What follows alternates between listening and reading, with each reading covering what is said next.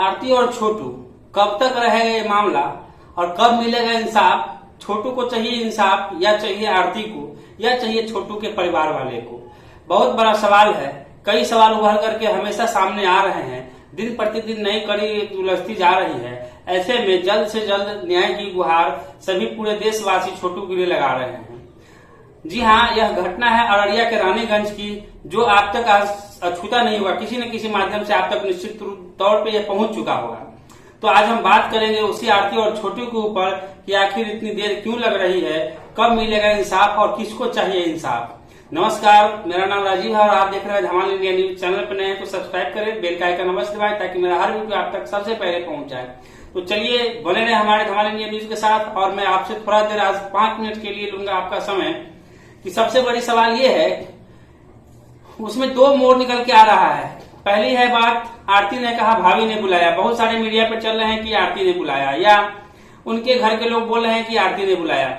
महज सवाल ये है, बुलाया किसने? ये तो कॉल डिटेल से पता चल जाएगा, लेकिन किसी ने भी बुलाया तो क्या छोटू का मर्डर उचित है, जायज है?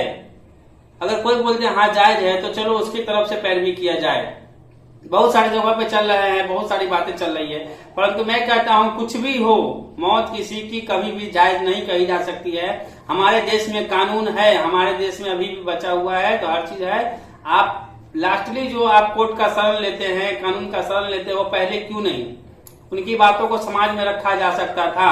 मान लेते हैं हम 1 मिनट के लिए कि आरती ने उसे फोन कॉल करके बुलाया। मैं समझता हूँ यह सामाजिक तौर से, सामाजिक रिश्ते, मतलब इस चीज को कहीं भी स्वीकारा नहीं जा सकता है फिलहाल अभी के भी समय में।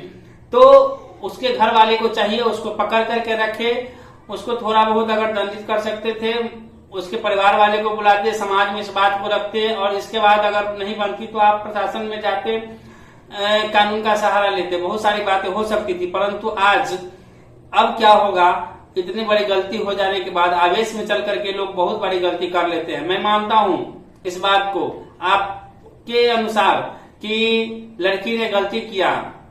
यह बार बार समस्या उठ करके सामने आ रही है कि क्या लड़की ने किसी को बताया। हालांकि आज तक हमारे समाज में इस चीज को अच्छी बात नहीं मानी जाती है, लेकिन क्या कोई भी अगर लड़की आज तक किसी ने किया है तो शायद अपने माँ बाप को बता करके कुछ नहीं भी किया होगा। ऐसा आरती ने भी बार बार कहा है। यहाँ मैं किसी की पैरवी करने नहीं बैठा हूँ आज, न ही आरती की और न ही आरती के घर वालों की। मैं सिर्फ अगर न्याय चाहता हूँ तो उस पिता के बेटे के लिए, जिस पिता के सामने उसका बेटा पाने के लिए दम तोड़ करके मर गया।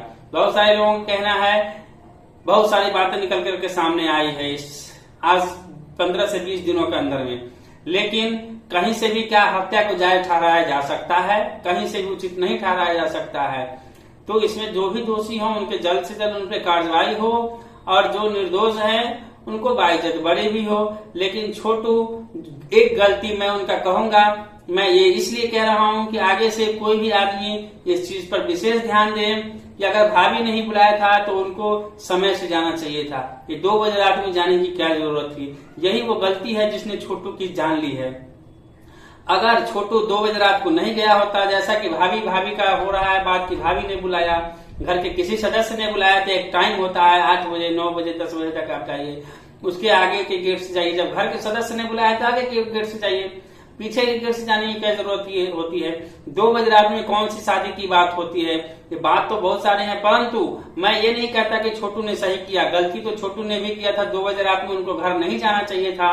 लेकिन अगर छोटू ने गलती किया तो उस गलती की इतनी बड़ी सजा नहीं होनी चाहिए थी, उसके नाखून तक उखाड़ करके और उसको इस तरह से मौत, दर्दनाक मौत दिया जाए। समाज किस लिए है, कानून किस लिए है? आखिर कानून को अपनी धज्जियां उड़ा दी है आज, और उसका परिणाम कि 2 परिवार पूरी तरह से बिखर चुके हैं। अब बताइए, एक छोटी सी गलती किसकी है यह कानून तय करेगा।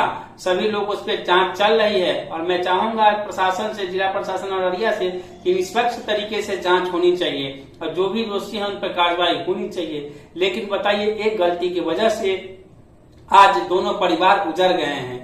एक अपने बेटे का अपने सामने में मौत देखा तो दूसरा का परिवार उजड़ गया, उनकी इज्जत, उनके हर चीज चली गई है आज के डेट में।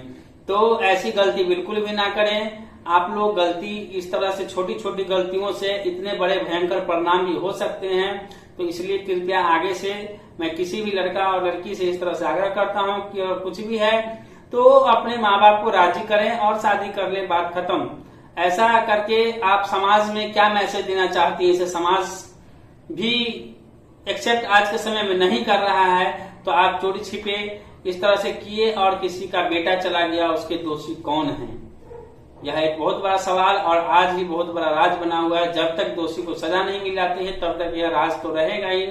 फिलहाल आप देख रहे हैं धमाल इंडिया न्यूज और आप लोग अपनी राय कमेंट करें कि दोषी कौन है, सजा किसको मिलनी चाहिए और इसमें गलती किसकी है। एक गलती जो छोटू का जान ले ली है और वही एक सही निर्णय। अगर छोटू 2 बजे रात को नहीं जाता तो शायद यह घटना नहीं होती।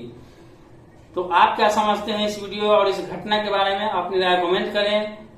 अभी आप देख रहे थे धमाल इंडिया न्यूज और मैं हूं राजीव।